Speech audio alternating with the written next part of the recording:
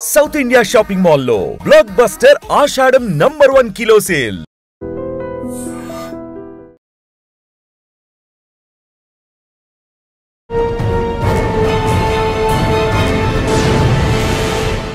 ఈ వారం మన గెస్ట్ 2007 బ్యాచ్ పోలీస్ ఆఫీసర్, పేరు డివి శ్రీనివాస్ గారు, IPS superintendent of police Medak.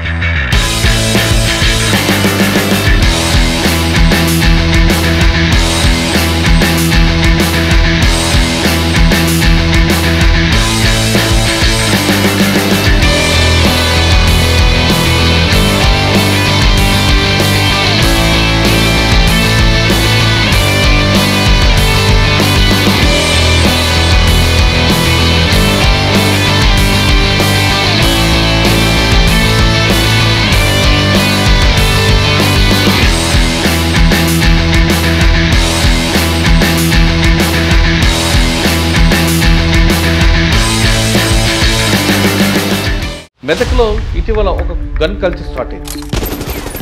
రాత్రిప్పుడు మాట వేసి తుపాకీతో కాల్చి చంపేస్తారు. ఇక్కడ ప్రశాంతంగా ఉన్న ఏరియాలో ఈ కాల్పుల కల్చర్ అనేది రావడం, దాన్ని పబ్లిక్ భయం పడడం. అనిల్ అనే వ్యక్తి ఉంటాడు అక్కడ. సో ఆ రోజు నైట్ 14వ తారీఖు అతను హైదరాబాద్ వస్తుంటే పైతర గ్రామ శివాలలో అటాక్ జరిగింది. 10 మందిని వెంట పెట్టుకొని హైదరాబాద్ పోయి కొన్ని సెటిల్మెంట్ చేస్తున్నాడు. ఒక రాయలసీమ ఎమ్మెల్యే వాళ్ళ మనవడు. ఫస్ట్ ఫస్ట్ మీకు మెయిన్ ఛాలెంజ్ ఉద్యమం కాదు. ఒక సెన్సిటివ్కి చెప్తాను. ఏమైందంటే నేను డిఎస్పీ ఉన్నప్పుడు కొంచెం ఆఫీసులో ఉన్నప్పుడు ఒక ఫోన్ వచ్చింది, ఒక చిన్న పాపని కిడ్నాప్ చేశానని చెప్పి అనుకున్నానికి వచ్చిండు. నేను దగ్గర రాగానే నా ముఖం మీద కొట్టాడు. సంపులో పాప సేవ ఉంది, ఇది థర్డ్ అమ్మాయి. అయితే అమ్మాయికి ఒక జబ్బు ఉన్నది, నైట్ టైం నిద్రపోదు. అటెంప్ట్ రేప్ చేసాడు అమ్మాయిని, ఆదివాసీ అమ్మాయిని. ఆదివాసులు తప్ప ఎక్కడ వేరే వాళ్ళు ఉండొద్దు, అక్కడ ఉండొద్దు. అది అక్కడ మీరు చెప్తున్న ఆదివాసీ ఆ వివాదాన్ని ఎలా కంట్రోల్ చేశారు అంటే వాళ్ళ మీద ఎవరైనా చేస్తే వాళ్ళకి పోలీసులు నమ్మరు. తెలంగాణ కానీ మొత్తం ప్రపంచంలో సైబర్ క్రైమ్ ఇప్పుడు ఏంటంటే యాజ్ పర్ మనకి ఉన్న రికార్డ్స్ ప్రకారం డైలీ మన తెలంగాణ 5 కోట్ల రూపాయలు సైబర్ క్రైమ్ అయింది.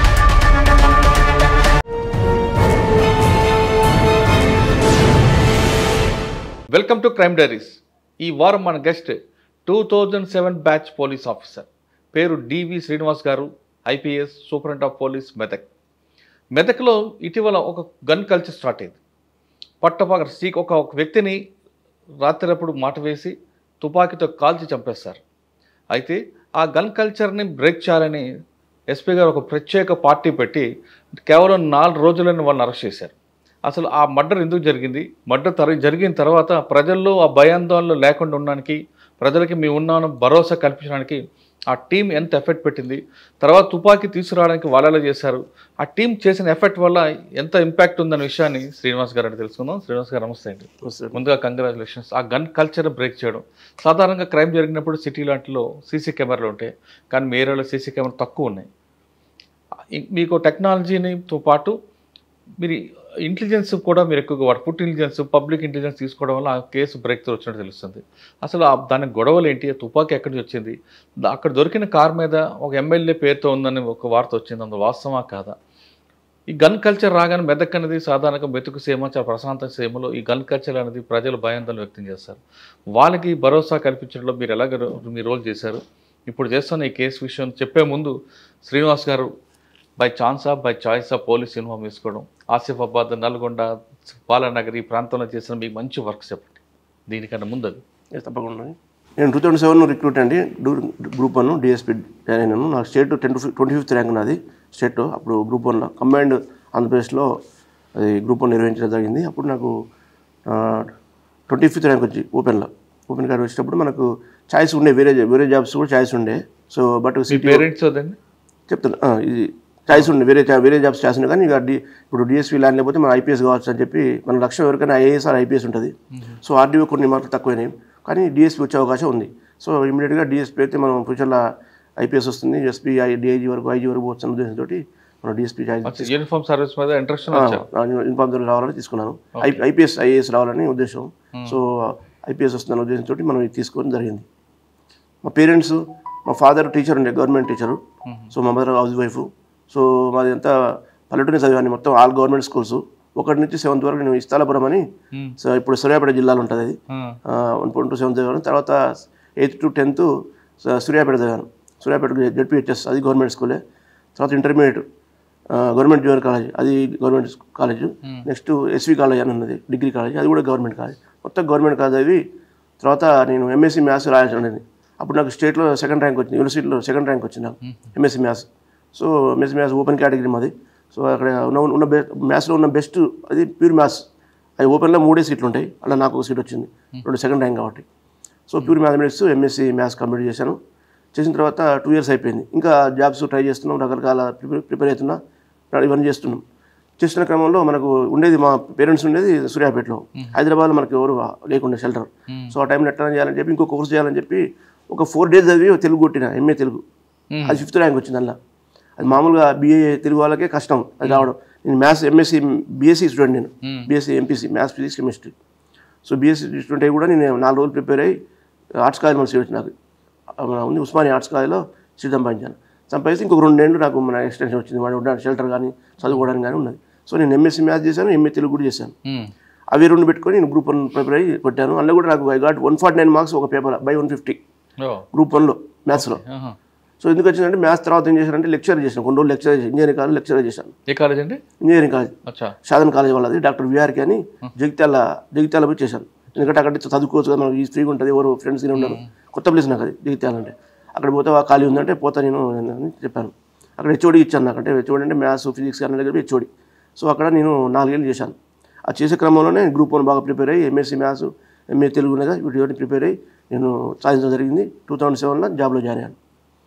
ట్రైనింగ్ అయిన తర్వాత ఫస్ట్ ట్రైనింగ్ అయిపోయిన తర్వాత ఫస్ట్ పోస్టింగ్ కరీంనగర్ టౌన్ చేశాను. ఆ టైంలో ఉద్యమం జరుగుతుంది కదా, ఆ టైంలో 3 ఏళ్ళు అక్కడే ఉన్నాను. అప్పటి సీఎం గారు అప్పుడు అరెస్ట్ టైంలో కూడా నేను డిఎస్పీ అక్కడ, నేను కరీంనగర్ ఫస్ట్ పోస్టింగ్ అయిన తర్వాత ఫస్ట్ పోస్టింగ్ మీకు మెయిన్ ఛాలెంజ్ ఉద్యమం చాలా ఉద్యమం కాకుండా అక్కడ చాలా ప్రాపర్టీ అఫెన్స్లు చాలా జరుగుతున్నాయి. సో అందులో ఒక ఇంపార్టెంట్ క్రిమినల్ పట్టుకున్నప్పుడు అంతకుముందు అక్కడ నేను చేసే టైంలో వరుసగా 2-3 నెలల నుంచి దొంగతనాలు అవుతున్నాయి, బాగా దొంగతనాలు అవుతున్నాయి టౌన్లో, పట్టుకొని దొరకట్లేరు. నేను పోయిన తర్వాత మళ్ళీ ఒక సెల్ ఫోన్ షాప్లో మొత్తం దోసుకొని పోయారు. సో నేను అప్పుడు ఉండి దాన్ని సాంకేతికంగా చూసి ఇమీడియట్గా వారంలో సాల్వ్ చేశాను దాన్ని. సో మొత్తం చాలా కేసులు ఒప్పుకున్నాను, రికవర్ అయింది, అప్పుడు అది చేసాము. తర్వాత అదే టైంలో ఎప్పుడు డేహెచ్బీలో అవుతుండేది, అక్కడ కూడా ఒక దొంగను పట్టుకుంటే 2 కిలోల బంగారం రికవర్ అయింది. ఆ పేపర్ కటింగ్స్ అది ఇంకా ఉన్నాయి, 2 kg బంగారం. ఆ చరిత్ర లేదు అంతకుముందు. మొత్తం ఇక్కడ కేసులు, హైదరాబాద్ కేసులు ఒక 45 కేసులు క్లియర్ అయిపోయాయి దాంతో. సో అది మంచి అచీవ్మెంట్. అప్పుడు దానిగా డీజీపీ గారు కూడా నాకు కమెండేషన్ ఇచ్చారు. ఆ టైంలో 3 సంవత్సరాల్లో మీకు 2 బాగా అయినాయి. ఇంకా చిన్న సెన్సిటివ్ కేసులు కొన్ని, ఒక సెన్సిటివ్ కేసు చెప్తాను. ఏమైందంటే నేను డిఎస్పీ ఉన్నప్పుడు ఆఫీసులో ఉన్నప్పుడు ఒక ఫోన్ వచ్చింది, ఒక చిన్న పాపని కిడ్నాప్ చేసిందని చెప్పి కరీంనగర్ టౌన్లో. మా పాప 6 months పాప ఉంటుంది, కిడ్నాప్ చేసినని వచ్చింది. అక్కడ పెద్ద అలర్ట్ అయ్యారు ఆఫీసర్లు, చిన్న పాప టీవీలో వస్తున్నది, చిన్న పాప కిడ్నాప్ చేసినట్టు టౌన్లో అని చెప్పి అన్నారు. ఇమీడియట్గా రష్ అయిపోయాను కాలనీకి. రష్ అయిపోయి మొత్తం చూసి అమ్మాయితో మాట్లాడితే, వాళ్ళ తల్లితో మాట్లాడితే ఏం చెప్పేదంటే, సార్ ఏం లేదు, ఒకడు వచ్చిండు ఒక అతను, అది వచ్చేసి నీకు అడుకున్నానికి వచ్చిండు, నీ దగ్గర రాగానే నా ముఖం మీద కొట్టాడు, పౌడర్ కొట్టాడు, పడిపోతే పాపని తీసుకొని వెళ్ళిపోయాడు అని చెప్పింది. అది టైం కూడా కొంచెం ఆ టైం ఉంది, 6:30 ఈవినింగ్ ఉంది. అది చూసి అదే ఉంటారు అని చెప్పి చుట్టుపక్కల ఏం చేశాడు, టీమ్స్ తయారు చేశాను ఇప్పటిలాగానే. చేసేసి ఒక టీము మొత్తం ఎవరైనా సాధువులు ఉన్నారా చూడని చెప్పి బస్ స్టాండ్లో రైల్వే స్టేషన్లో పంపించాను, చెక్ చేస్తున్నారు. ఒక టీమును కాలనీ చుట్టూ పంపించాను, ఎవరైనా వచ్చారా బెగ్గర్ కానీ ఎవరు వచ్చారంటే ఆ 6:30కి ఎవరు వస్తారు సార్ అన్నారు. అంటే అవునా రాలేదా అని చెప్పి జన్మానం స్టార్ట్ అయింది, ఏం జరిగిందో అని. తర్వాత పోతూ అతను ఒక బంగారం తీసుకొని పోయని చెప్పారు. బట్ అది బంగారం వాళ్ళ భర్తకే దొరికింది, వాళ్ళ భర్తకే. సార్ని బయట వేసిపోయారు సార్ అని చెప్పి ఇచ్చాడు. ఇది అనుమానం అనిపించింది. అనుమానం ఇచ్చి చూసిన తర్వాత ఏం చేసామంటే ఇమీడియట్గా బంగారం ఉంది పాప మీద, పాప ఈమె నా బంగారం తీసుకుపోయి చెప్పింది ఆమె, నా తాలిబోతు కూడా తీసుకుపోయాడు, బట్ దొరికిందని చెప్పాడు తండ్రి. తీసుకొచ్చాడు, సెర్చ్ చేసిన ఎక్కడ దొరకలేదు. అన్నాక నాకు ఇక అనుమానం వచ్చింది, ఎవరు విలేజ్ చేస్తే చెప్పారా, అప్పుడు ఆ టైంలో ఎవరు లేరు అన్ని చెక్ చేసాం, చుట్టుపక్కల వాళ్ళు దొంగలు ఇప్పుడు ఎందుకు వస్తారు సార్, సాధువులు మధ్యాహ్నం వస్తారు కదా అన్నారు. డౌట్ వచ్చింది, ఇమీడియట్గా ఇంటి చుట్టుపక్కల ఎత్తికిచ్చాను. ఎత్తిస్తే ఇంట్లోనే సంపులో పాప సేవ ఉంది. అయ్యో ఏమైందంటే తల్లిదండ్రులు వేశారు. అయితే ఆమె తల్లిదండ్రులకి ఏంటంటే వాళ్ళు పూర్ పర్సన్స్. అయితే ఇప్పటికీ ముగ్గురు అమ్మాయిలు ఉన్నారు, ఇది థర్డ్ అమ్మాయి. అయితే ఈ అమ్మాయికి ఒక జబ్బు ఉన్నది, నైట్ టైం నిద్రపోవరకల్లా వాళ్ళు చాలా ఫ్రస్ట్రేట్ అయిపోయారు. చుట్టాలకి ఏమంటే జబ్బు ఉందని చెప్పి వాళ్ళు తీసుకోలేదు. ఏం చేయాలో అర్థం కాక వాళ్ళు ఇద్దరు ఆలోచించి ఆమె తీసుకొని వాటర్లో అంతా రెడీ చేసి తీసుకొని వాటర్లో వేసేసి చనిపోయిన తర్వాత బయటకు తీసినా అర్థమైపోయింది, ఇంట్లో వేసింది కదా, ఇక ఇన్సైడ్ అది గేట్ లోపల, ఇంకా బయట ఛాన్సే లేదు. పోయినాక పోయి తీసుకుపోయి చెప్తే ఇక వాళ్ళు ఒప్పుకున్నారు, మేమే చేసాం సార్ ఆ పాపం భరించలేకపోతున్నాం, మాకు మా ఆయన డ్యూటీ కూడా పోవట్లేడు, నైట్ డ్యూటీ ఉంటుంది, ఆయన ఏడుస్తున్నది, ఇబ్బంది అయింది సార్, మాకు కొట్లాడుతున్నట్టుంది అని చెప్పి డిటెక్ట్ చేసాం, వాళ్ళని అరెస్ట్ చేసాం. అది దగ్గర ఇప్పటికి ఆ పేపర్ క్లిప్పింగ్స్ ఇంకా ఉన్నాయి, మీరు అడిగితే అవి కూడా చూపిస్తాను. అదొకటి చాలా ఛాలెంజింగ్, చాలా సాటిస్ఫాక్టరీ అనిపించింది. సార్ కరీంనగర్ తర్వాత ఎక్కడికి వచ్చారు? కరీంనగర్ తర్వాత నేను ఒకటే పోస్టింగ్ చేశాను. తర్వాత నేను కరీంనగర్ తర్వాత ఓఎస్డీ పోయాను, పార్వతీపురం, అంటే విజయనగరం శ్రీకాకుళం కలిపి ఓఎస్డీ ఆపరేషన్ యాంటీ నక్సల్స్. అప్పుడు ఎస్పీ విజయనగరం కార్తికేయ సార్, ఇప్పుడు ఐజీ ఇంటెలిజెన్స్. తస్వీక్ బాల్ సార్ ఏమో నెక్స్ట్ ఇద్దరు ఎస్పీలు మారారు. అప్పుడు ఓఎస్డీగా 2 ఏళ్ళు చేశాను అక్కడ. పార్వతీపురంలో మీకు ఏముందండి చూపించండి? అక్కడ పార్వతీపురం కూడా ఇమీడియట్గా అన్ని రకాలు చేసేది. కొంతమంది సరెండర్ చేసాం, ఏరియా కమిటీ మెంబర్స్ సరెండర్ చేసాం. ఎన్కౌంటర్ అక్కడ ఛాలెంజ్ వచ్చిన దళం ఏముంది? అక్కడ దళం మన దగ్గర కోరాపుట్ అటు సైడ్ ఉండేది, మన సైడ్ రాలేదు కానీ మేము అటు పోయి తీసుకొచ్చాం. ఇటు సీతంపేట కురపాము ఇవన్నీ ఉంటాయి కదా, ఉన్నాయి. అప్పుడు అక్కడ కూడా లేకుండా ఇప్పుడు రెగ్యులర్గా కుమ్మింగ్ చేసేవాళ్ళం. అప్పుడు కొంచెం తగ్గిపోయింది వరకు. ఇప్పుడు అంటే 12 ఆ టైంలో 12 టైంలో చేసాము. కొంచెం లొంగి ఏసీఎంలో వచ్చారు ఏరియా కమిటీ మెంబర్స్, అంటే వాళ్ళ మీద 5 లక్షలు రివార్డ్ అట్లా ఉంటుంది. అట్లాంటి వాళ్ళు నాగావళిలో మూవ్మెంట్ ఉంటుందండి. అప్పుడు లేకుండా అయిపోయింది, అప్పుడు క్లోజ్ అయిపోయింది. ఎవరు మన బార్డర్ రావట్లే. అంతకుముందు ఉండే 2 ఏళ్ల క్రితం 2012 నుంచి అన్ని గ్రౌండ్స్తో చేసాము. 1-2 సార్లు ట్రై చేసాం కానీ వాళ్ళు దొరకలేదు. అంటే మన ఏరియాలో అవుట్ సైడ్ కోరాపుట్ డిస్ట్రిక్ట్ వస్తుంది, కోరాపుట్ డిస్ట్రిక్ట్లో చేసాము. ఎంతకాలం చేశారు? 1.5 years చేశాను. చేసిన తర్వాత అక్కడ ఒకసారి మర్చిపోయినా, అప్పుడు రాజకీయ కొట్లాట్లేని అప్పుడు బొత్స గారి మీద అప్పుడు కూడా అవుతుండే పబ్లిక్ గిన. ఆ టైంలో కూడా నేను ఇక్కడ తెలంగాణ అనుభవంతో అక్కడ కూడా బాగా హ్యాండిల్ చేసాం, ఎక్కడ ఇబ్బంది కాకుండా. అంటే బొత్స దాడి అప్పుడు దాడి చేశాను విజయనగరంలో అయింది కదా ఆ టైంలో. కరెక్ట్ సార్ వచ్చారు, వచ్చినప్పుడు చేసినప్పుడు అక్కడే ఉన్నాను. చేసేసి ఆయన మీద దాడి జరిగింది అప్పుడు. ఇంకప్పుడు వాళ్ళు తెలంగాణకు మద్దతు సంథింగ్ అట్లా ఏదో ఇష్యూస్, పొలిటికల్ ఇష్యూస్ ఉన్నాయి. దాంతో వాళ్ళు ఇంటి మీద దాడి చేస్తుంటే మేము చాలా అడ్డుకొని మొత్తం కాకుండా చేసి అన్ని క్లియర్ చేసాం. అది కూడా అక్కడ అచీవ్మెంట్. మంచిగా ద్వారకాధీమరావు సార్ బాగా మెచ్చుకున్నారు, బాగా చేసావు నువ్వు అనుభవంతో, ఇక్కడ బాగా చేసావు తెలంగాణ ఉద్యమ అనుభవంతో అని చెప్పి చేశారు. అది కూడా అచీవ్మెంట్. ఆ తర్వాత 1.5 years తర్వాత ఇక కౌంటర్ ఇంటెలిజెన్స్కి వచ్చాను. మసూర్ రెడ్డి గారు ఉండే దానికి బాస్ డిఐజీ, ఇప్పుడు అసిస్టెంట్ డీజీ. తర్వాత సజ్జనార్ గారు వచ్చారు. అక్కడ కూడా నేను ఒక్కనే ఉండే మొత్తం అడిషనల్ ఎస్పీ. ఆ టైంలో మొత్తం హ్యాండిల్ చేసాం. ప్రతి దాంట్లో మాకు పని అయింది. అది ఇక సిఎస్ఎల్ పనులు మనం చెప్పొద్దు బయట, కానీ ప్రతి దాంట్లో నాకు ఇచ్చిన. అక్కడ మీకు టఫ్ ఇచ్చిన మాడ్యూల్ అని చెప్పండి. అదే మాట నేను ముజాహిదీన్ పట్టుకున్నాం, మంచి గట్టి పట్టుకున్నాం. అందులో కూడా బెంగళూరు పోయి పట్టుకొచ్చాం. సరే అన్ని రివీల్ చేయకూడదు, రివీల్ చేయదు, అది పెట్టాము. అది బిగ్ అచీవ్మెంట్. అది కూడా దాన్ని కూడా సార్ బాగా మెచ్చుకున్నారు. ఐజీ సజ్జనార్ సార్ ఉండే, చాలా మంచి వర్క్ అని. అది కానీ సిమి మన సూర్యాపేటకి వచ్చిపోయింది కదా, సూర్యాపేట వచ్చి మర్డర్ అయిపోయి అప్పుడు చంపే ఆ టైంలో అది నేనే డీల్ చేస్తున్నా. తర్వాత అప్పటికి నేను బయటకు వచ్చాను. మన ఇన్పుట్స్తోనే మన ఫ్యూచర్లో వాళ్ళు దొరికారు. నేను చాలా డెవలప్ చేశాను ఆ మాడ్యూల్ కూడా. ఇది మన సూర్యాపేటలో బస్ డిపోలో అదే ఆయన మీద దాడి చేశారు కదా, జానకిపురంలో ఎన్కౌంటర్. కరెక్ట్ అది మాడ్యూల్లో నేనే చూశాను. ఇప్పుడు రిషాద్ ఒక ఎస్పీ డిఎస్పీ కూడా జూనియర్ అనుకుంటా. అవును ఉన్నాడు. సో ఇవన్నీ జరిగింది. సిఎస్ఎల్ కూడా మంచి వస్తాయి. తర్వాత నేను అడిషనల్ ఎస్పీగా మహబూబ్నగర్ పోయాను. మహబూబ్నగర్ అడ్మిన్గా. అప్పుడు ఎస్టీఎల్ కంబైన్ ఉండే, అక్కడ కూడా 1.5 years చేశాను. అక్కడ కూడా ఎస్పీ మంచిగా విశ్వప్రసాద్ సార్ ఎస్పీ ఉండే. తర్వాత రామరాజేశ్వరి మేడం వచ్చారు, వాళ్ళకు కూడా మంచి ఉండేది. మనం తర్వాత ఎస్పీగా ఫస్ట్ పోస్టింగ్, తర్వాత అడిషనల్ ఎస్పీ. తర్వాత అక్కడి నుంచి రాచకొండకు వచ్చాను. Rachakonda admin DCP. అప్పుడే కొత్తగా రాచకొండ ఫామ్ అయింది. ఆ టైంలో లోగోస్ ఇవన్నీ కూడా తయారు చేసింది నేనే. బండి మీద స్టిక్కరింగ్ అది స్టార్టింగ్లో మహేష్ బాబు సార్ ఉండే, సార్ ఉండేది. ఉండేసి అన్ని చేసి మొత్తం ఎస్టాబ్లిష్ చేయించాం అక్కడ. అది కూడా మంచి పని అయింది. 1.5 years. తర్వాత అక్కడి నుంచి నల్గొండ ఎస్పీగా పోయాను.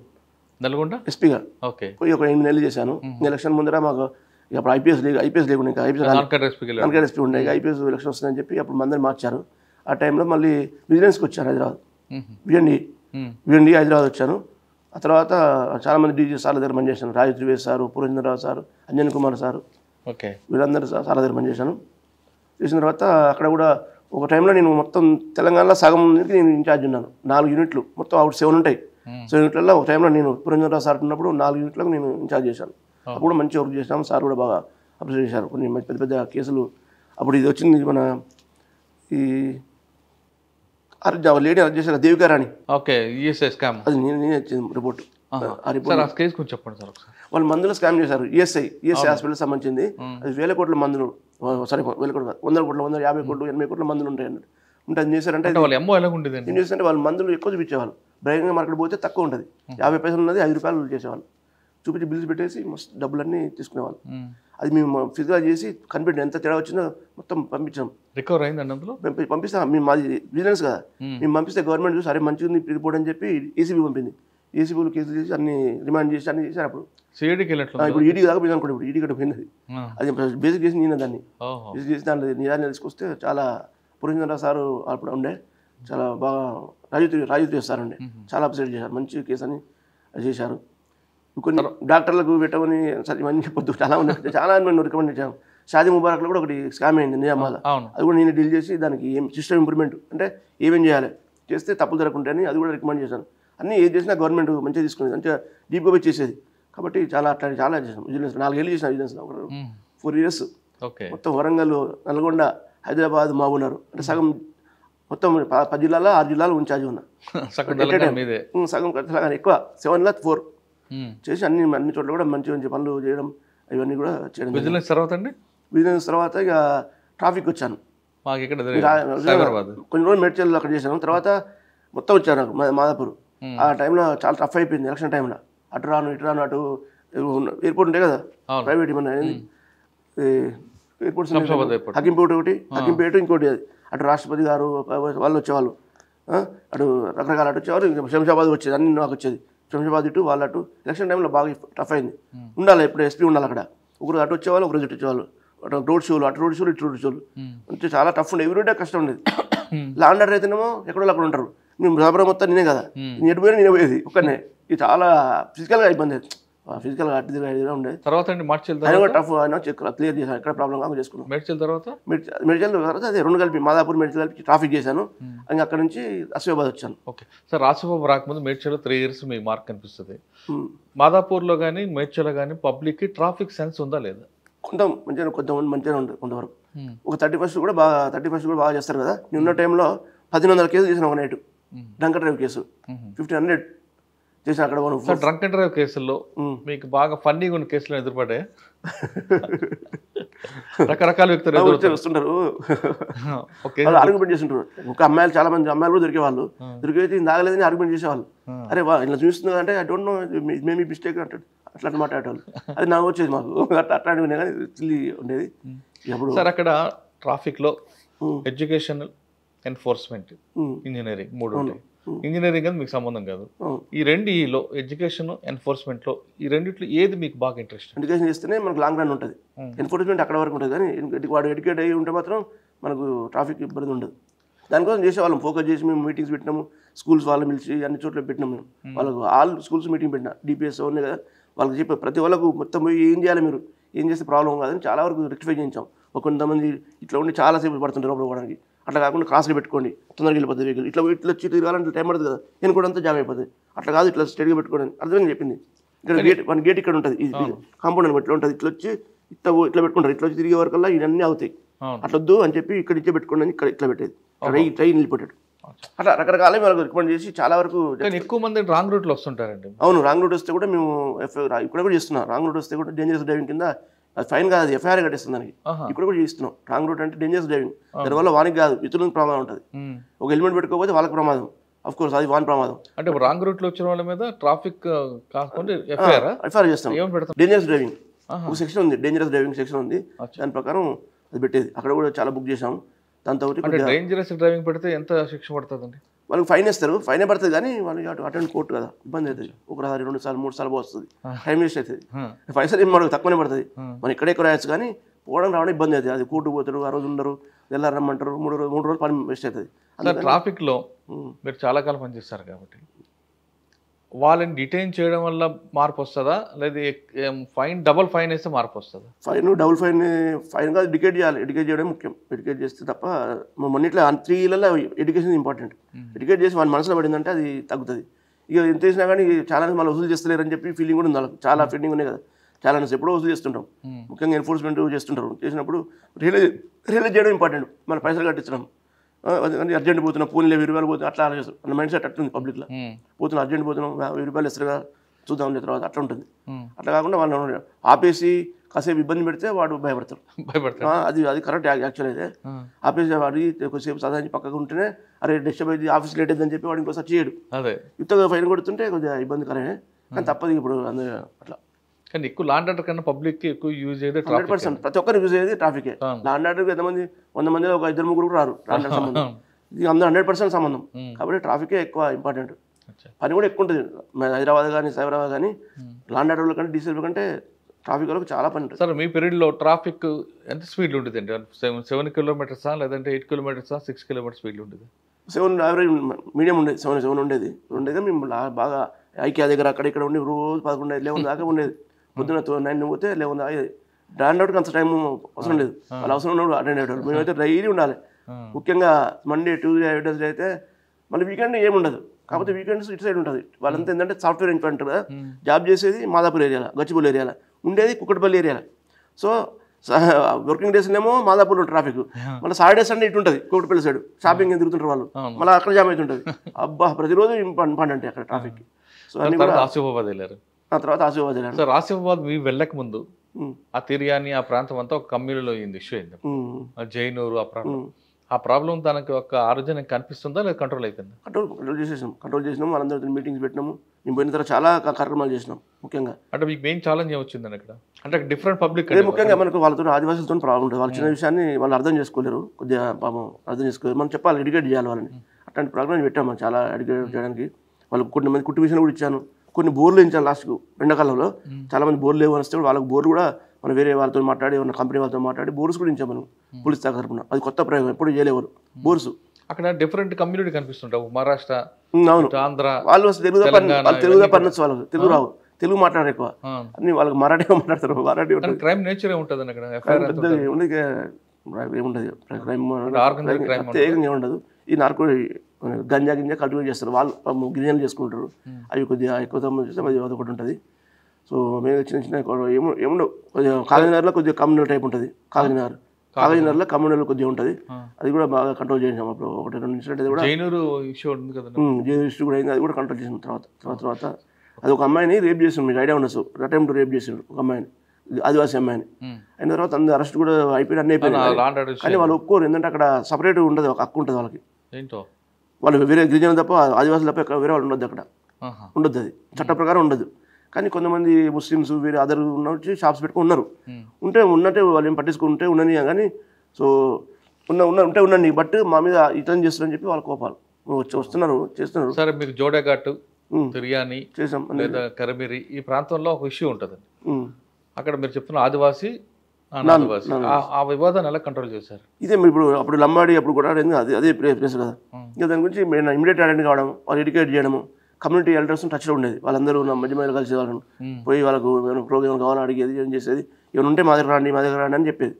వాళ్ళు ఇక ఇన్సిడెంట్ అయితే మాత్రం మనం చాలా జాగ్రత్తగా ఉండాలి అక్కడ. ఏదైనా అంటే వాళ్ళ మీద ఎవరైనా చేస్తే వాళ్ళకి పోలీసుని నమ్మరు.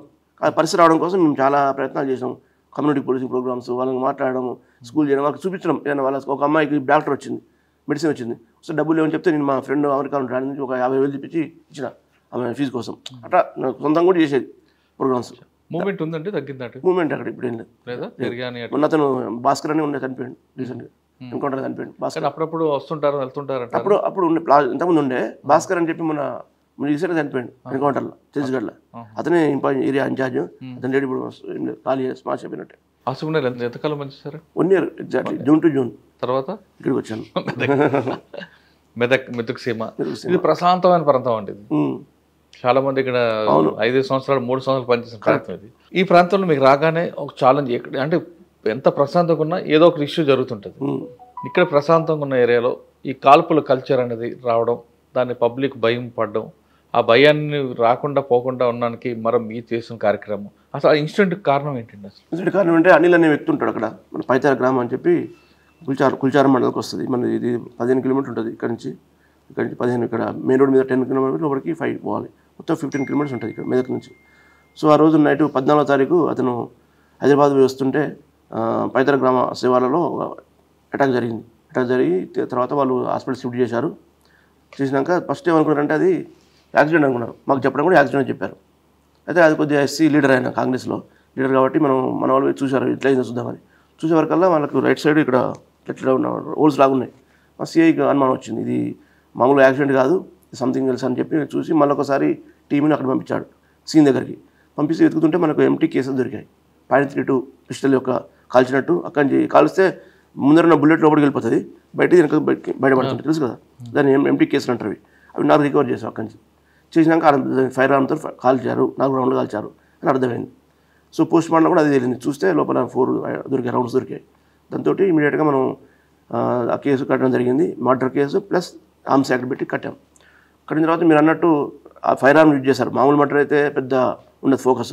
సో ఫైర్ ఆర్మ్ కాబట్టి చేయడం మొత్తం ఫోకస్, ఆఫీసర్లది అందరికీ ఉంటుంది ఫోకస్. సో ఇమీడియట్గా ఏం చేశారంటే టీమ్స్ ఫామ్ చేసాం. మా దగ్గర 2 డిఎస్పీలు ఉంటారు, 2 డిఎస్పీలు అండ్ 6 సిఏలు, ఎస్ఐలు అందరు కలిపి ప్లస్ సిసిఎస్ టీమ్స్ ఉంటాయి, అన్ని కలిపి మొత్తం 7 టీమ్స్ ఫామ్ చేసాం. ఫామ్ చేసి రకరకాలుగా చూస్తున్నాం. అయితే ముఖ్యంగా ఆయనకు కొంచెం ఏంటంటే అనిల్ అతని వ్యక్తి కొంతకాలం నుంచి 10 మందిని వెంట పెట్టుకొని తిరిగి హైదరాబాద్ పోయి కొన్ని సెటిల్మెంట్ చేస్తున్నాడు. సెటిల్మెంట్ ఎట్లా చేస్తారంటే ఎవరైనా ఒకరికొకరు డబ్బులు ఇవ్వాలంటే అది ఒక దగ్గర అప్రోచ్ అయ్యి నీకు డబ్బులు ఇప్పిస్తా, నాకు 10% కమిషన్ ఇస్తావా అని చెప్పి అంటాడు. అంటే ఓకే, చాలా లాంగ్ పెండింగ్ ఉంటాయి అవి, ఇప్పిస్తా అనగానే ఓకే అని చేస్తాడు, తీసుకుంటాడు, ఒప్పించి తెస్తాడు. కాకపోతే మన దృష్టికి ఎందుకు రాదంటే మెదకులో జరగట్లేదు, అవి మెదకులో జరగట్లేదు, హైదరాబాద్ జరుగుతున్నాయి. సో కాబట్టి మన నోటీస్ రాలేదు. నేను వచ్చి కూడా 1 month అయింది కదా, సో నోటీస్ రాలేదు. సో అయిన తర్వాత ఎట్లా జరిపోయిందని వాళ్ళు అడిగితే ఏం చెప్పలేపారు ఇంటి సభ్యులు. పలానా వ్యక్తి అని లేదు, మనోడు అట్లా పోయి హైదరాబాద్ చేస్తున్నాడు, ఇక్కడ ఉండొచ్చు అని చెప్పి ముఖ్యంగా ఒక రాయలసీమ ఎమ్మెల్యే వాళ్ళ మనోడు ఒకటి చెప్పారు. ఇంకోటి ఇప్పుడు సాగర్ అని మీరు చెప్పారు కార్ అని, ఇప్పుడు సాగర్ అండ్ అతను ప్రకాష్ రెడ్డి, అతని పేరు ప్రకాష్ రెడ్డి అని అతను, 2 వాళ్ళిద్దరికి కన్స్ట్రక్షన్ కంపెనీస్ ఉన్నాయి. సో ఆ కంపెనీలలో రామచంద్ర అనే వ్యక్తి అక్కడ కంపెనీలో అందులో 50 లక్షలు ఇలా 1 కోటి రూపాయలు పెట్టిండు ఇన్వెస్ట్మెంట్ పెట్టింది. కానీ వాళ్ళకి లాభం లేదు. ఆ సాగర్ వేరే, ఈయన వేరే, ప్రకాష్ రెడ్డి వేరే. సాగర్కు లాభం లేదు, ఈయనకు లాభం లేదు. సాగర్దేమో షామర్పేట ఉంటుంది ఆఫీసు, ఈ ప్రకాష్ రెడ్డిదేమో ఎమ్మెల్యే మనోడు, ఆయన ఆఫీస్ ఏమో అక్కడ మాదాపూర్ ఉంటుంది. సో ప్రకాష్ రెడ్డి అంటే ఎమ్మెల్యే వాళ్ళ మనోడు వరదరాజు రెడ్డి అని తాడిపత్రి పొద్దుటూరు ఎమ్మెల్యే మనోడు బిడ్డ కొడుకు. సో ఇక ఏదో పొలిటికల్ అయితే చేద్దామని ఆ టైప్లో ఉంటుంది కదా, ఆ టైపులు చేస్తుండ్రు. సరే ఎందుకు కూడా పిలిపించాం, అందరిని పిలిచి ఇంటరాక్ట్ చేసాం. ఏంటంటే రామచంద్ర అనే వ్యక్తి వీళ్ళకు ఇన్సూర్ చేశాడు. ఈ పొద్దుటూరు కాదంటే ప్రకాష్ రెడ్డి దాంట్లో ఒక 1 crore చేశాడు, అట్లే రామచంద్ర రెడ్డి మళ్ళీ సాగర్ దాంట్లో చేశాడు. చేసినాక ఇద్దరు వాళ్ళకి ఇవ్వట్లేదు, నాకు ఇవ్వకపోతే ఒక వ్యక్తి ద్వారా పరిచయం, మన అనిల్ పరిచయం అయితే మాట్లాడుకున్నాడు, డీల్ నేను ఇప్పిస్తా 10% ఇవ్వాలని మాట్లాడుకున్నాను. సరే అని చెప్పి సాగర్ దగ్గర పోతే సాగర్ నువ్వు ఆఫీస్ పోయి గొడవ చేశాడు. చేస్తే వాళ్ళ దగ్గర లేవు అని చెప్తే నీ బండి గుర్తుకొసుకున్నావు. ఎవరు? అనిలే. ఎవరు? ప్రకాష్ రెడ్డి కాదు, సాగర్ది. బెంజ్ కారు అంటే తీసుకొచ్చాడు. తీసుకొచ్చి నువ్వు 50 లక్షలు ఇచ్చినప్పుడే ఇస్తా అని చెప్పి పెట్టుకున్నాడు. అది 3 నెలల నుంచి తిరుగుతుంది ఆయన దగ్గర. అదొక యాంగిల్. ఆయనది. నెక్స్ట్ ఆయన ప్రకాష్ రెడ్డి అని చెప్పాను కదా, ఆయన మనోడు, ఆయన దగ్గర కూడా 1 కోటి రూపాయల కోసం పోయిండు. పోతే మనం చూపించారు, 60 లక్షలకు పే చేసిన వాళ్ళు పే చేశారు. నెక్స్ట్ ల్యాండ్ రాసి ఇచ్చారు. సో అక్కడ క్లారిటీ వచ్చేసింది. సో మేము పిలిపించాను, ఇక్కడ పిలిపించాను, ఇంటర్వ్యూ ఇస్తే చూపించాడు, మేము ఎంత ఇచ్చాము, ఏం చేస్తాం సార్, మాకంటే ఆయన చేతనకంటే ఆయన దగ్గర ఎక్కువ ల్యాండ్, అది ఏంటని చెప్పిండు. చూడండి ఏమైనా చేద్దాం రెడీగా ఉంటా, నార్కోటిక్స్ చేసినా రెడీగా ఉంటా అని చెప్పిండు. చూసాము, అంత సాంకేతికంగా చూస్తే ఎక్కడ దొరకలేదు. సో ఓకే అని అది 2 అట్లా అయిపోయింది. అది కార్ ఎట్లా వచ్చింది ఆయన దగ్గరికి. సో అతన్ని అది అట్లా రూల్ అవుట్ అయిపోయింది. ఇంకా చూస్తున్నాం, ఇంకా రకరకాల వ్యక్తులను తీసుకొచ్చాము, చూస్తున్నాం, మాట్లాడుతున్నాం. లాస్ట్ మనకు ఆ లోకల్ అతనే రవీంద్ర రెడ్డి అని చెప్పి ఉంటాడు. వాళ్ళ రవీంద్ర రెడ్డి అని చెప్పి పైతర గ్రామస్తుడే. ఆయన వైఫ్ ఉన్నప్పుడు ఆమె వైఫ్ చనిపోయింది కరోనాలో 21లో. చనిపోకముందు ఆమె ఇక్కడ బీఎస్పీ తరఫున పోటీ చేసింది, రథాపురం ఎమ్మెల్యేగా కంటెస్ట్ చేసింది బీఎస్పీ తరఫున. సో ఆమెను చూసి ఆమె ఉన్నది అతను. అయితే రవీంద్ర రెడ్డి దగ్గర ఇంతకుముందు నేను పనిచేసాడు, అనిల్ కూడా పనిచేసేవాడు ఆయన దగ్గర. అనిల్ చేసేవాడు. నాగరాజు అని ఎవరైతే దీన్ని ఎగ్జిక్యూట్ చేశాడో అతను నాగరాజు కూడా, అది పక్క విలేజ్ రంగంపేట అని. ఇద్దరు కూడా ఫ్రెండ్స్ ఉన్నారు ఆయన దగ్గర, రవీంద్ర రెడ్డి దగ్గర పనిచేసేవాళ్ళు. అప్పుడు ఇక రాను ఏమైందో, ఇక రవీంద్ర రెడ్డితో పాటు ఆయన ఉన్నాడు, ఎవరు నాగరాజు ఆయనతో ఉన్నాడు. బట్ ఈయన సపరేట్ అయిపోయాడు. సపరేట్ అయిపోయి టీం సపరేట్గా పెట్టుకొని ఇట్లా దందాలు చేస్తున్నాడు అన్నట్టు అనిల్. చేసే క్రమంలో ఆయన కూడా రికరించాడు. ఆయన రవీంద్ర రెడ్డి కూడా ఏమన్నాడంటే, యాక్చువల్ రవీంద్ర రెడ్డి ఏం చేశాడంటే, రవీంద్ర రెడ్డి దగ్గర ఇద్దరు కలిసి పెట్రోల్ బంక్ పెట్టారు. పేరేమో ఎస్సీ కాబట్టి ఈయన పేరు వచ్చింది. ల్యాండ్ మాత్రం అతనిది 20 గుంటలు ల్యాండ్ అయినాక నడుస్తుంది, కొద్దిగా డబ్బులు ఆయన ఇస్తున్నాడు, నడుస్తుంది. కానీ రాను అనిల్ ఏమని చెప్పి ఎరగొట్టాడు. ఆయన రవీంద్ర రెడ్డి రానియట్లేదు, మొత్తం నాదే, ఏం చేసుకోపోని అదొకటి చేశాడు. దాంతోపాటు ఒక 12 ఎకరాలు వాళ్ళు లీడ్ తీసుకున్నారు. అనిల్ వాళ్ళు తీసుకున్నారు, వాళ్ళ ఫాదరు రవీంద్ర రెడ్డి దగ్గర తీసుకొని వ్యవసాయం చేస్తున్నారు. కానీ కౌలు గత కొన్ని రోజులు కౌలు కట్టట్లేడు, కౌలు చేయట్లేడు. ఏమంటే ఇస్తాడు, వేరే వాళ్ళకి ఇస్తామంటే రానియట్లేడు. అది ఆయన హ్యాండ్ ఓవర్లో పెట్టుకున్నాడు. 12 acres ఆయన దగ్గర పెట్టుకున్నాడు, ఆయన హ్యాండ్ ఓవర్లో పెట్టుకున్నాడు. అదొక రీజన్. ప్లస్ ఆయన గురించి చెడుగా ప్రచారం చేస్తుందని చెప్పి అది ఆయన కొట్టింది, అది లీగల్ కాంటాక్ట్స్ ఉన్నాయని కాదని చెప్పి ఓవరాల్గా ఆయనకు ఊరికి రాకుండా చేస్తున్నాడు. చేసే వరకు ఆయనకు మనసులో కక్ష ఉంది. ఎవరికి? రవీంద్ర రెడ్డికి పెట్టుకున్నాడు, చూస్తున్నాడు అపరిణిల కోసం. నెక్స్ట్ ఏమని చెప్పిన నాగరాజ్ అని. నాగరాజ్ అంటే ఇంతకుముందు నాగరాజ్ అని వెళ్ళి ఫ్రెండ్సే రవీంద్ర దగ్గర ఉండేవాళ్ళు. సో నాగరాజ్ అనేవాడు ఏంటంటే పక్క ఊరు, రంగంపేట అని పక్క ఊరు. ఆయన ఇంతకుముందు వార్డు మెంబర్ కూడా చేశాడు. చేసినాక కొన్ని రోజులకు వాళ్ళకు ఆయనకు కూడా పడట్లేదు అనిల్. పడక ఏం చేశాడంటే అనిల్ ఆయన చాలా ఇబ్బంది పెట్టాడు. ఏది ఇబ్బంది పెట్టాడంటే ఆయన ఒక ప్లాట్ అమ్ముదామంటే ఊళ్ళో అమ్మనేట్లేదు ఒకటి. నెక్స్ట్ వాళ్ళ అమ్మకి ఏదో డబుల్ బెడ్రూమ్ వస్తే కూడా క్యాన్సిల్ చేయించాడు. ఇంకోటి ఈసారి సర్పంచ్ చేస్తారని అడుగుతున్నాడు. ఎవరు? ఆ నాగరాజు అడుగుతుంటే సర్పంచ్ అట్లయితే వస్తా కదా అని చెప్పి అందరి ముందు అవమానించాడు. నేను రాని, నా ఊళ్ళోకి రాని, అసలు సపోర్ట్ చేస్తాను, నీకు ఏ సంబంధం ఇక్కడ అని అట్లా ఇబ్బంది పెట్టాడు. ఇక ఆయన ప్రాణం ఆయనకు ఉంది. అది 2. లేకపోతే నాగరాజు తమ్ముడు ఇంకొక ఆయన ఉన్నాడు, నాగభూషణం అని. ఆయన కూడా అదే విలేజ్, రంగంపేట, పక్క విలేజ్, అంటే పక్కనే ఉంటాయి ఆ 2 విలేజ్, రంగంపేట. ఆయన దగ్గర కూడా డబ్బులు తీసుకున్నాడు. డబ్బులు తీసుకొని ఏమంటే నీకు ఒక వ్యాధి ఉంది, నేను ఊళ్ళో చెప్తా, ఇబ్బంది పెడతాను నీకు అని చెప్పి అట్లా అంటే బ్లాక్మెయిల్ అట్లా చేస్తుండే. సో దాంతో 3 కక్ష మీద ఉన్నారు. అయినాక నర్సాపూర్లో రీసెంట్గా 5 నెలల మేల ఇవి రవీంద్ర రెడ్డి వాళ్ళ వైఫ్ది సంవత్సరికం ఉండే. అక్కడికి వీళ్ళు పోయారు. అనిల్ కూడా వచ్చాడు. వచ్చి తాగి ఎట్లా పడతాడో మాట్లాడు, 3 మాట్లాడాడు. ఇంకా మాట్లాడితే అప్పుడు డిసైడ్ చేశారు, ఇక మనం ఊళ్ళో పోనిస్తలేరు, నిన్ను పోనిట్లేడు, నీ భూమి ఇస్తలేడు, నేను పోనిట్లేడు, మమ్మల్ని అన్నదమ్ములు ఊళ్ళో రానిస్తాడు, ఇబ్బంది పెడుతుండు, పొలిటికల్ కెరీర్ అంటే ఎంజాయ్ చేసేటట్టుంది, భయపెడుతుండు, థ్రెట్ చేస్తుండు, సంస్థ అని, ఇవన్నీ ఎందుకని మేమే చేస్తామన్నా, ఏం చేస్తామన్నా అంటే నేను చూసుకుంటూ పోవడానికి హామీ ఇచ్చాడు రవీంద్ర రెడ్డి. అక్కడ స్టార్ట్ అయింది. దానికోసం ఏం చేయాలి అయితే వాళ్ళు ఫైర్ ఆర్మ్ ఉపయోగించాడు, వెపన్. ఎందుకు ఉపయోగించారా బాబు అంటే ఆయన దగ్గర ఉండొచ్చు వెపన్ అనుకున్నాం సార్, ఉంటే మేము కత్తి తీసుకొని పోతే మమ్మల్ని కాల్ చేస్తారు కదా, అందుకని వెపన్ ప్రొక్యూర్ చేసామని చెప్పారు. దానికోసం ఫరీద్ అని చెప్పి Rangampet, also one of the accused Farid belongs to Rangampet, విలేజే. అయితే ఫరీద్ చెప్పిండట, నాకు ఒకటి పరిచయం ఉండి బీహార్ వాడు ఇక్కడ, వానికి అక్కడ పరిచయం ఉండట అని చెప్పిండు. చెప్తే ఆ బీహార్ దగ్గర పోయిండ్రు. బీహార్ ఇక్కడ ఉంటే పోతే వాడు ఒక నెంబర్ ఇచ్చాడు. నెంబర్ ఇస్తే ఆ నెంబర్ తీసుకొని వాళ్ళతో మాట్లాడి పాట్నా పోయారు. ఫ్లైట్ ఎక్కి ఈ ఫరీద్ అంటాడు పోయాడు. పోయి అక్కడి నుంచి 150 కిలోమీటర్ పోయారు. పోయి అక్కడ ఆల్మోస్ట్ నేపాల్ బార్డర్లో అక్కడ ఇది సచిన్ కుమార్ అని ఆయన దగ్గర నుంచి ఒక గన్ తీసుకున్నారు, వెపన్ తీసుకుంటే 1.5 lakhs పే చేశారు దానికి. సో మన దగ్గర ఫ్లైట్ టికెట్ కూడా ఉంది, పాట్నా మీద డే అన్నీ ఉన్నాయి, ఫ్లైట్ టికెట్ ఉంది, ప్లస్ 1.5 పే చేసిన వానికి అది కూడా ఉంది. 5 పే చేసి 10 rounds .32 కంట్రీ మేడ్ వెపన్ మా పిస్టల్ తీసుకున్నాడు. తీసుకున్న ప్రాక్టీస్ చేయాలి కదా, అంటే వాళ్ళే 4 ప్రాక్టీస్ చేయించారు. అక్కడే 4 బెట్ల కొట్టాలని చూపించారు. సో 6 ఉన్నాయి, ఇప్పుడు 6 rounds ఉన్నాయి, 3.32 వెపన్ ఉన్నది. ఆ 2 తీసుకొని వచ్చేసాడు. ఎట్లా వస్తాడు? ఫ్లైట్లో వస్తే పట్టుకుంటారు, ట్రైన్లో వచ్చాడు. ట్రైన్లో వచ్చి మన సికింద్రాబాద్ అయితే పట్టుకుంటారు. జమ్మికుంటలో దిగాడు. ఎక్కడ? జమ్మికుంట దిగి మళ్ళీ నాగరాజు పోయి పికప్ చేసుకున్నాడు. ఇలా నాగరాజు పికప్ చేసుకొచ్చుకున్నాడు అక్కడి నుంచి కార్లో తెచ్చి దగ్గర వెయిట్ చేస్తున్నారు ఎప్పుడు దొరుకుతుందని. అయితే 14th రోజు ఈయన హైదరాబాద్ పోతుందని తెలిసింది వాళ్ళకి. సో హైదరాబాద్ తెలిస్తే మళ్ళీ వాళ్ళు గుమ్మడిదల చెక్ పోస్ట్ ఉంది కదా మన టోల్గేట్, అక్కడ వెయిట్ చేశారు అందరూ. చేసిన తర్వాత నాగభూషణం అంటాడు ఆయనతో పాటు గాంధీ భవన్ దాకా పోయి వచ్చాడు. చూసి గాంధీ భవన్ పోయాడు, ఇంకా ఇదే రూట్లో పోయిన వస్తే ఎట్లా రావచ్చు అని రెడీగా ఉన్నారు. వచ్చినాక అంతా రెడీ ఉన్నారు. అక్కడ వచ్చినాక ఆయన పోయి వస్తున్నాడు. ఆయనతో పాటు 2 ఫ్రెండ్స్ ఉన్నారు, శేఖర్ అని బాలేష్ అని 2 ఉన్నారు, 3 ఉన్నారు వెహికల్లో. సో అది బండి కారు వస్తుంది, చిన్న అంటే వాళ్ళు మాట్లాడుకుని వస్తారు, చిన్నగా వస్తారు. వీళ్ళిద్దరు ఫాలో అయ్యండి. ఇక ఒకడేమో మన నాగభూషణం ఒక కారు చిన్న 800 కార్లో ఫాలో అయ్యాడు, ఇంకా స్విఫ్ట్ డిజైర్లో ఇంకా మిగతా ముగ్గురు ఫాలో అయ్యారు. 2 కార్లు శంసుద్దీన్ అని ఒకడు, వీళ్ళు 3 ఫాలో అయ్యారు. ఒక చిన్న అని ఒకడు ప్లస్ వెపన్ చేసిన ఫరీద్ ఒకడు, 3 కలిసి ఫాలో అయ్యకుండా పోయారు. పోయిన తర్వాత ఈ మెదక్ రోడ్ నుంచి లోపల పోగానే పైతర గ్రామ సరిహద్దుల్లో అక్కడ పోగానే ముందు ఒకటి 800 ముందు పెట్టాడు. పెట్టినాక కారు ఈ స్విఫ్ట్ డిజైర్ వీళ్ళు వెనక పెట్టారు. పెట్టినాక వాడు దిగి ఫైర్ చేశాడు. అందులో ఉన్నవాడు శంసుద్దీన్ ఫైర్ చేశాడు. కారు దిగాలి అన్నీ ఉన్నాడు. చూస్తున్నాడు అడ్రస్ కావాలో సంథింగ్ దగ్గర పోయినారు. పోయి ఇట్లా పోయి తీసేసి పెట్టాడు. నేను నియర్ దగ్గర నుంచి పెట్టాడు. నాకు టీవీ అందరం ఉన్నది ఇక్కడి నుంచి కొట్టేసుకుంటే అది జరిగింది. హాస్పిటల్ తీసుకుపోయినాక చనిపోయాడు. అది స్టోరీ అక్కడికి. అది జరిగింది. అట్లా లీడ్ ఎక్కడ వచ్చింది మీకు? టెక్నికల్గా చూసాను. టెక్నాలజీ తక్కువ ఉంది కానీ ఆయన చూసుకుంటూ శత్రువులు ఉన్నారు కదా, 1 by 1 చేసుకుంటూ వస్తున్నాం కదా. వచ్చినప్పుడు కొద్దిగా అనుమానం వచ్చి చేయడం జరిగింది. ఎవరు శత్రువులు కదా, ఇది వన్ ఆఫ్ రెవలర్ కదా సార్. మరి ఎమ్మెల్యే సంబంధించిన కారు ఉంది అంటున్నారు, వాస్తవం? కారు కాదు, చెప్పాను సాగర్ కారు. అది సాగర్ వాళ్ళది. సాగర్ అని ఇంకో చెప్పిన కంపెనీ, సాగర్పేట కంపెనీ వాళ్ళ కారు. వాళ్ళు 50 లక్షలు ఇవ్వాలి రామచంద్రన్ అంటే ఆయనకు. ఆయన తరపున ఆయన వచ్చిండు. ఇకపోతే ఎమ్మెల్యే పేరు రిజిస్టర్ ఉందా? లేదు, సాగర్ పేరు ఉంది. చూసాం, అది కూడా చూసాం. సాగర్ పేరు మీద ఉంది. వాడు కొద్దిగా వీక్ ఉంది, పోలియో పేషెంట్ ఉన్నాడు సాగర్ అంటాడు. సో వాడిని ఊరిని బెదిరించి పట్టుకొచ్చుకున్న కారు. నువ్వు డబ్బులు ఈ కారు వేసుకోవాలి. కారు అక్కడ ఉండాలి. యాక్చువల్గా దొరకాలి. ఇంకా ఈ అందరు దొరికారు, ఇంకొకరు ఉన్నారు. నిన్న 2 ఉన్నాయి, రాత్రి 1 పట్టుకొచ్చాం. షూటర్ కూడా దొరికాడు. ఓ ఇంకొకరు వస్తే షూటర్ ఎక్కడ దొరికాడు? బయట దొరికాడు. విజయవాడ పంపించి టీం చేస్తే అంటే వాడు అక్కడ నేర్చుకున్నాడా షూటింగ్? వాడు నేర్చుకోలేదు. యూట్యూబ్ చూశాడు.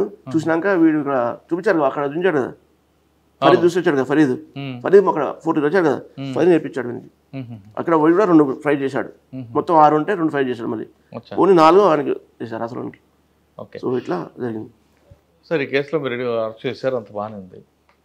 ఒకసారి వెనక్కి వెళ్తే మీ కరీంనగర్లో కూడా పేదరికంతో ఆ పాపను చంపేస్తారు. ఇక్కడికి వచ్చేసరికి వీళ్ళు డబ్బులు ఇవ్వాలని 3 కారణాలతో వీళ్ళని అరెస్ట్ చేస్తారు.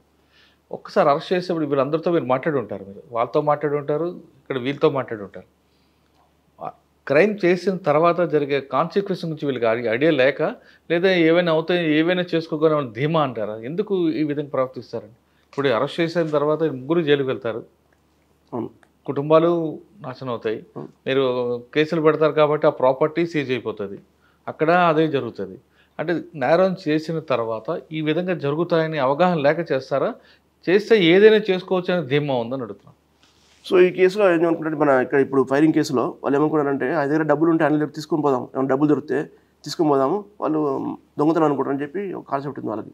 ప్లస్ ఫోన్లు గిన్నెలన్నీ పడేశారు, ఆటలు ఎక్కడ చేసేసారు. ఏది చేసినా పోలీసు దొరుకుతుందని అలా వాళ్ళకి కొంచెం నమ్మకం, పట్టుకోలేదు దొరకమని అనుకుంటారు. ఇప్పుడు నాగరాజు ఉంటాడు చెప్పిండు, ఎట్లా దొరుకుతాం మనం, ఏం దొరకం, మనం దొరకకుండా చేస్తున్నాం, ఫైర్ ఆర్మీ పెడితే ఎవరు దొరకం, మనం ఏముండదు అని చెప్పి సీసీ కెమెరా దొంగతనం సీన్ అనుకున్నారా, యాక్సిడెంట్ సీన్ చేద్దాం అనుకున్నారా? దొంగతనం సీన్ పట్టుకొని పోదాం అనుకున్నారు. డబ్బులు ఉంటే ఆ రోజు అక్కడ హైదరాబాద్ పోయింది కదా, పోతే ఆ రోజు కొంచెం సెటిల్మెంట్ డబ్బులు వచ్చిందని వాళ్ళకి ఇన్ఫర్మేషన్, అది వస్తే అది తీసుకొని పోదాము.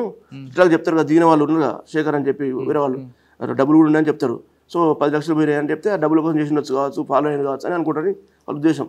అట్లా సార్ అలా అనుకున్నా తర్వాత పోలీసులు ఇన్వెస్టిగేషన్ దొరుకుతారు ఇంకా విషయం అనుకోవచ్చు. ఒకసారి మర్చిపోతారు, మన మీద కోపం ఇవన్నీ మరిపిస్తుంది, బాగా కోపం వస్తే మరిపిస్తుంది, ఇవన్నీ పట్టించుకోరు.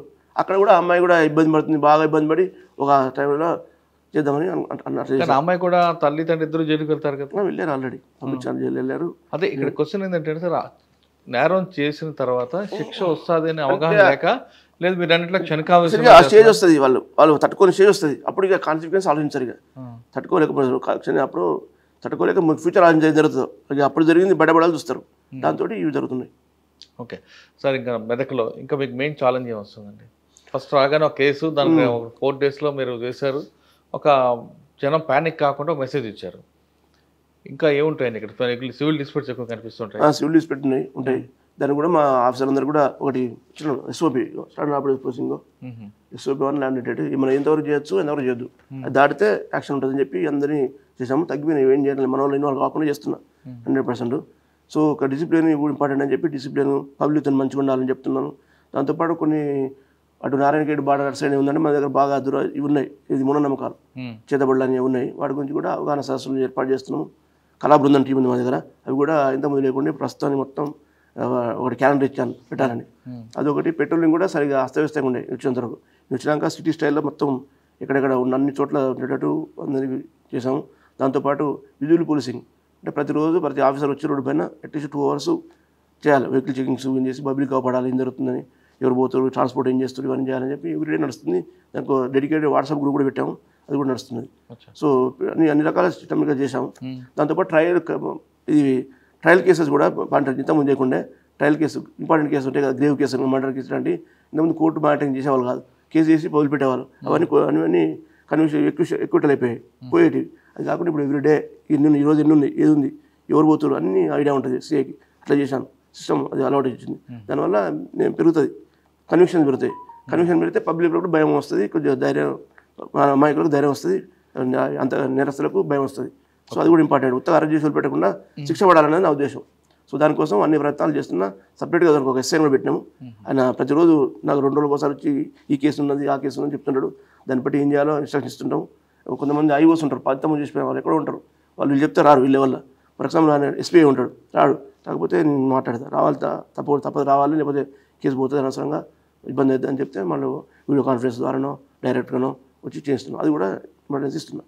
ఇవి ముఖ్యంగా తీసుకొని చేస్తున్నాము. ఇంకా ప్రాపర్టీ అఫెన్స్గా జరగకుండా కూడా చూస్తున్నాము. ఇవన్నీ ఇక్కడ ఇంపార్టెంట్ ఇష్యూస్. ఇక్కడ ఆపరేషన్ ముస్కాన్, ఆపరేషన్ ముస్కాన్లో కూడా ఇప్పటివరకు మనం టాప్ 10లో ఉన్నాం స్టేట్లో. 50 FIR చేసినప్పటికీ 84 members చైల్డ్ రెస్క్యూ చేసాము. ఇంకొక ఫస్ట్ 31st వరకు ఉంటుంది. ఇంకా చేస్తాం. ఇప్పటికి టాప్ 10 ఉన్నాం మనం ఇప్పటికి. ఎఫ్ఐఆర్లు కానీ రెస్క్యూడ్ చిల్డ్రన్ కానీ మనం టాప్ 10లో ఉన్నాం. స్టేట్లో 33 జిల్లాల్లో మనం టాప్ 10లో ఉన్నాం. ఎఫ్ఐఆర్లు టాప్ 5 ఉన్నాం. నెంబర్ ఆఫ్ పీపుల్లో టాప్ 10 ఉన్నాం. సో ఇది కూడా ఇంకా చేస్తాం. ఎందుకంటే ఎఫ్ఐఆర్ చేసినా మనకు భయం ఉంటుంది. లేకపోతే మనం ముస్కాన్ అయిపోగానే వాడు మళ్ళీ పెట్టేసుకుంటాడు. పెట్టేస్తాడు. కాబట్టి మనం చేసి ఇంత కష్టపడి లాభం ఉండదు. అందుకని చెప్పి అది కూడా ఫోకస్ చేస్తున్నాం. ఈ మీటింగ్ 3rd మీటింగ్ ఇది కన్వర్జెన్స్ మీటింగ్ అదర్ డిపార్ట్మెంట్స్ తోటి కోఆర్డినేషన్ కూడా పెట్టినాము. సో అది పెట్టేసి ఇంకా మ్యాక్సిమం అయ్యేటట్టు చూస్తాం. సార్ మెయిన్ ఇప్పుడు మన తెలంగాణ కానీ మొత్తం ప్రపంచంలో సైబర్ క్రైమ్ మీద మీకు మీ మెదక్ జిల్లా ఉన్న ప్రజలకు ఎలాంటి అవగాహన కల్పిస్తున్నారు? ఎన్ని ఎఫ్ఐఆర్లు అయ్యి ఉంటాయి? ఎఫ్ఐఆర్ నెంబర్ తీసుకో ఇప్పటికీ కానీ మనకు తెలుసు 1930 నెంబర్ ఐడియా ఉంది. ఏదైనా మరి ఎవరైనా సైబర్ క్రైమ్ అయితే 1930 కానీ అందరికీ పబ్లిక్ జరిపిస్తున్నాం. దానికోసం నేను రాగానే ఏం చేశానంటే ప్రతి విలేజ్కి ఒక 5 పోస్టర్ మీరు చూస్తే కనబడతాయి. ఏ జరుగుతున్నాయి ఇవాళ రేపట్లో ఏ జరుగుతున్నాయి, ఏ క్రైమ్ జరుగుతున్నాయి మొత్తం క్లియర్గా తెలుగు రాసేసి ప్రతి వీళ్ళకి ఒక్కొక్క విలేజ్కి ఇంపార్టెంట్ ప్లేస్ ఉంటే పంచాయతీ ఏరియా లేదా పబ్లిక్ హెల్త్ ఏరియా అక్కడ ప్రతి విలేజ్కి 5 వేసాం. ప్రతి విలేజ్కి దాదాపు ఒక 3-4 వేల పోస్టర్లు మనం ముద్రించేసి అన్ని చోట్ల వేసాం. దాని ఏమైతే డిస్కషన్ అవుతుంది మనకి. దాంట్లో సైబర్ క్రైమ్లో ఇన్వెస్టిగేషన్ కూడా ముఖ్యము అవేర్నెస్. అంతే కదా, ప్రివెన్షన్ బెటర్ దాన్ క్యూర్ అన్నట్టు. అయినాక మనం చేయడం కష్టం. మనం అయినాక 993 ఫోన్ చేస్తాడు, అప్పటికి వాడు ఖాళీ చేస్తాడు, ఇవన్నీ ఉంటాయి. సో చెప్పడం ఏంటంటే యాజ్ పర్ మనకి ఉన్న రికార్డ్స్ ప్రకారం డైలీ మన తెలంగాణ 5 కోట్ల రూపాయలు సైబర్ క్రైమ్ అవుతుంది. 5 కోట్లు రిపోర్టెడ్, 5 crores టోటల్ తెలంగాణ అవుతున్నాయి. మనం పట్టించుకోవాలి. మనం ఏమనుకుంటున్నాం దొంగతనం అయినా కూడా అన్ని కావు ఇంతైనా కానీ. చూడండి లెక్కేయండి 5 కోట్లు డైలీ అంటే అది 150 కోట్లు మంత్లీ అన్ని అవుతున్నాయి. మనకు తెలియదు కానీ మన రికవరీ తక్కువ అవుతున్నాయి. కాబట్టి నీ ఉద్దేశం అంటే మొత్తం ఎడ్యుకేట్ చేయాలి పబ్లిక్ అని నా ఉద్దేశం. దాని ప్రకారం నేను చేస్తున్నాం, మీటింగ్ పెడుతున్నాం, అన్ని చేస్తున్నాం. నెక్స్ట్ ఒకటి కాలేజీలో ఉంటుంది, మన ఇంజనీరింగ్ కాలేజ్ ఉంటుంది నర్సాపూర్లో, BVIT అని. అక్కడ కూడా ఒకటి అవగాహన పెడుతున్నాం, నేను కూడా అటెండ్ అవుతున్నా. సో అన్ని విధాలా మేము చేస్తున్నాం. అదొకటి డ్రగ్స్ కానీ మనకు ఫ్యూచర్ వచ్చేది బాధ వచ్చేది 2. ఒకటి సైబర్ క్రైమ్, ఒకటి డ్రగ్స్. సో వీటి మీద ఫోకస్ చేయాలి, మిగతా అన్ని తగ్గిపోతాయి. సో వాటి నుంచి కూడా మేము సిబ్బంది కూడా శిక్షణ ఇప్పిస్తున్నాం, ఎప్పటికప్పుడు అన్ని కార్యక్రమాలు చేస్తున్నాం. ఓకే సార్, ఇంకా రోడ్ యాక్సిడెంట్స్ మీకు నేషనల్ హైవే ఒకటి ఉంటుంది, మెదక్లో ఉన్న రోడ్స్, ట్రాఫిక్, ఇంజనీరింగ్ కాలేజ్ ఇవన్నీ కనిపిస్తుంటాయి. కాలేజీకి వచ్చే వాళ్ళు కూడా ఐసోలేట్గా వెళ్ళడం, వాళ్ళు ఇల్లీగల్ యాక్టివిటీ స్టార్ట్ చేయడం, వీటి మీద మీ ఫోకస్ ఎలా ఉంటుంది? యాక్సిడెంట్ మీద ఫోకస్ చేసాము. ఫర్ ఎగ్జాంపుల్ నర్సాపూర్ రోడ్ మీద యాక్సిడెంట్ అయ్యేది. ముఖ్యంగా అడవి ఉంటుంది కదా, ఆ టర్నింగ్ దగ్గర బోత్ సైడ్స్ ఒకటి సైడ్ వచ్చే వరకు యాక్సిడెంట్ అయ్యేది. దానికి ఏం చేసామంటే మధ్యలో డివైడ్ ఏర్పాటు చేసాం. అన్ని టర్నింగ్ దగ్గర చూడండి ఉంటుంది మనది. ఈవెన్ అన్ని టర్నింగ్ దగ్గర కూడా మన దగ్గర బోలాడ్స్ పెట్టించేసి మనం డివైడ్స్ అలా చేసాం. ఇక టర్న్ అయ్యేటోడు ఇటే ఉంటాడు, వాడు అటు నుంచి వస్తాడు, ఇబ్బంది ఉండదు. అదే లేవనుకోండి అందరూ ఒక సైడ్ వస్తే యాక్సిడెంట్ అవుతుంది. అన్ని చోట్ల పెట్టించాం, ఎక్కడెక్కడ మలుపులున్నాయో చేసాం. దానివల్ల చాలా తగ్గిపోయినాయి యాక్సిడెంట్స్. అది ఒకటి చేసాము. సో డ్రంక్ అండ్ డ్రైవ్స్ కూడా పెంచాము, ఇంతకుముందు లాగా లేకుండా ఎన్ఫోర్స్మెంట్ పెంచాము. అవగాహన కూడా చేస్తున్నాం, ప్రతి గ్రామం మంద లెవెల్లో ఎప్పటికప్పుడు అవగాహన పెడుతున్నాం. అన్ని రకాలు పెట్టి ఇవి ట్రాఫిక్ అయితే లాస్ట్ ఇయర్కి ఇప్పుడు చాలా తగ్గినాయి, ఇంకా తగ్గించేదానికి ఏర్పాటు చేస్తున్నాం. సో దొంగతనాల గురించి కూడా రీసెంట్గా నేను వచ్చిన తర్వాత బస్ స్టాండ్లో లేకుండే మేము CC cameras, district head quarter bus stand అయిపోవడం నాకు ఆశ్చర్యం అనిపించింది. డిస్ట్రిక్ట్ హెడ్ క్వార్టర్స్ బస్ స్టాండ్లో సీసీ కెమెరాస్ లేవు. నేను వచ్చినాక పెట్టించాను కెమెరాస్. అరే ఇంత పెద్ద డిస్ట్రిక్ట్ హెడ్ క్వార్టర్లో బస్ స్టాండ్ చిన్న చిన్న ఊర్లలో ఉన్నాయి, లేవు అని చెప్పి మాట్లాడి అక్కడ షాపింగ్ వాళ్ళతో మాట్లాడి డిపో మీద మాట్లాడి ఇమీడియట్గా అన్ని కెమెరాస్ ఏర్పాటు చేసాం. మొన్నే స్టార్ట్ చేసాం అది ప్రొవైడ్. అట్లా అన్ని రకాల అన్ని విధాలు అన్ని హ్యాంగిల్స్ పోయి మనం పోలీసింగ్ మంచిగా ఉన్నట్టు పబ్లిక్ యూజ్ అయ్యేటట్టు చేస్తున్నాం. ఓకే సార్, ఫైనల్గా డిపార్ట్మెంట్ వచ్చే వాళ్ళకి మీరు ఇచ్చే మెసేజ్ ఏంటి? ఈ డిపార్ట్మెంట్లోకి రావాలి, డిపార్ట్మెంట్ వచ్చే వాళ్ళు అంటే వాళ్ళకి service motive. Police is not a job, అది గుర్తుపెట్టుకోవాలి. ఎవరైనా కానిస్టేబుల్ కానీ అది IPS ఆఫీసర్ కానీ it is not a job, it is service, police service. So అది చూసుకొని రావాలి. సర్వీస్ అనుకొని వస్తే మంచిగా చేయగలుగుతారు, సాటిస్ఫై అవుతారు. ఇంకా వేరే ఉద్దేశాలతో వస్తే ఇక్కడ కొంతమంది రాగానే డబ్బుల కోసం కదంటున్నా, వేరే దానికి వస్తే మేము వేస్ట్. అది డబ్బుల కోసం వస్తే అంటే వేరే దానికి పోవచ్చు. దీనికి సర్వీస్ రావాలంటే దాన్ని పబ్లిక్ హెల్ప్ చేయాలి. ఇప్పుడు అది చేస్తే చాలామంది వచ్చి ఇప్పుడు వచ్చినా కూడా వచ్చేసి కంగ్రాట్స్ అయిపోతున్నాడు. ఆయన ఏదో ప్రాబ్లం వచ్చిండు, వచ్చేసి తొందరగా పట్టుకుని సార్ కాల్చిన వాళ్ళు అని చెప్పిపోతున్నాడు. పబ్లిక్ ఇప్పుడు చెప్పిండు, మీరు విన్నారు లేదు అంటే అట్లా పబ్లిక్లో రావాలి. అట్లా వస్తే అది సాటిస్ఫై మనకి ఇస్తే గ్రేట్గా మనం అది మనం మంచిగా యూజ్ అవుతుంది. నాకు బాగా సెట్ అయింది. మంచి పని అయితే వాళ్ళు వచ్చి అప్రిషియేట్ చేస్తే బాగా అనిపిస్తుంది. ఆఫీసర్లు చేసినా లేకపోతే ఇంకెవరైనా పబ్లిక్ చేసినా బాగా అనిపిస్తుంది. అట్లా మనం ఆనందం పొందగలిగితే మంచి జాబ్ ఇది. అట్లా కాదు డబ్బే కావాలి అంటే మనం సాటిస్ఫై వేరే ఉద్యోగం చూసుకుని బెటర్, సాటిస్ఫై కాదు. అట్లా పోలీస్ అనేది ఉద్యోగం కాదు, సర్వీస్ అంటున్నారు DV శ్రీనివాసరావు గారు. ఉద్యోగం చేయాలి, డబ్బులు సంపాదించాలి, వేరే డిపార్ట్మెంట్కి వెళ్ళండి, కానీ పబ్లిక్ సర్వీస్ చేయాలంటే ది బెస్ట్ ప్లాట్ఫామ్ పోలీస్ అంటున్నారు శ్రీనివాస్ గారు. ఖచ్చితంగా పోలీస్ డిపార్ట్మెంట్ రండి, ప్రజలకు సేవ చేయండి, కానీ డబ్బుల కోసం కాదు అన్నది చాలా స్పష్టం. ఇది DV శ్రీనివాస్ గారితో ఎక్స్క్లూజివ్ ఇంటర్వ్యూ. వచ్చే వారం మరొక మళ్ళీ కలుద్దాం. అంతవరకు నమస్తే. థ్యాంక్ యూ అండి. Thank you very much.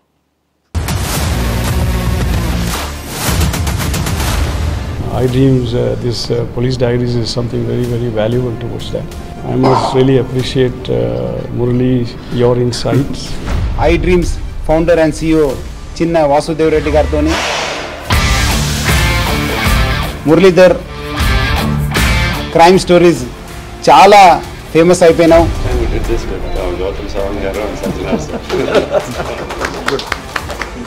Well done. Congratulate him for doing so well, and I congratulate him, his boss also, for doing so well.